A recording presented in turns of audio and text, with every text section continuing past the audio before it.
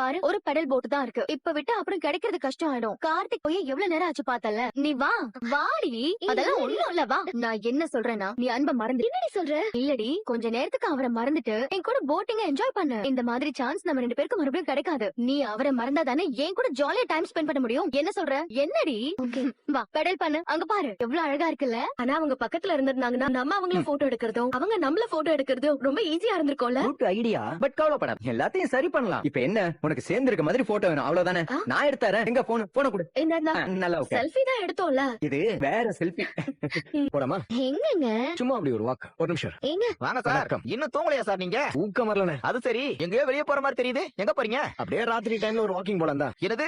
ஏமா அது மெட்ராஸ்ல ஓகேமா? ஆனா அங்க கூட ரூம்ல ஏசி டெம்பரேச்சர் 16 வச்சாலே நீங்களா நடுங்குவீங்க. இது கொடைக்கானல்மா. இங்க நைட் நேரத்துல டெம்பரேச்சர் 10 டிகிரிக்கு கீழ போயிடுமா? பரவாயில்லனே, எங்களுக்கு அதுதானே வேணும். சார் விளையாட்டா நினைக்காதீங்க. உள்ளூர்காரங்க எங்களாலேயே தாங்க முடியாது. ஊசி மாதிரி பனி குத்துது. என்ன பாருங்க பேசும்போது வாயில இருந்து புகை வருது பாத்தீங்களா? ஆமால. இது காத்துல சார் அவ்வளவு பனி தாங்க மாட்டீங்க சார். பேசாம உள்ள போய் படுங்க. உங்க நல்லதுக்கு தான் சொல்றேன். பயப்படாதீங்கண்ணே, அதான் நாங்க ஸ்வெட்டர் எல்லாம் போட்டிருக்கோம்ல, சமாளிச்சுக்கிறோம். ஒண்ணும் பிரச்சனை இல்ல. ஆமாண்ணே, கிளைமேட் இவ்வளவு சில்லுன்னு இருக்குல்ல, சென்னையில இந்த மாதிரி எதிர்பார்க்க முடியுமா சொல்லு? சான்ஸே இல்லங்க. நீங்க வாங்க போலாம். பாய்ண்ணே. வரண்ணே, காலைல பாப்போம். சரி சரி, அடிக்கிற குளிருக்கு நாமளே இன்னும் கொஞ்ச நேரத்துல உள்ள போய் படுத்துக்குவோம். இவங்க எல்லாம் எப்படிதான் தாங்க போறாங்கன்னு தெரியும்.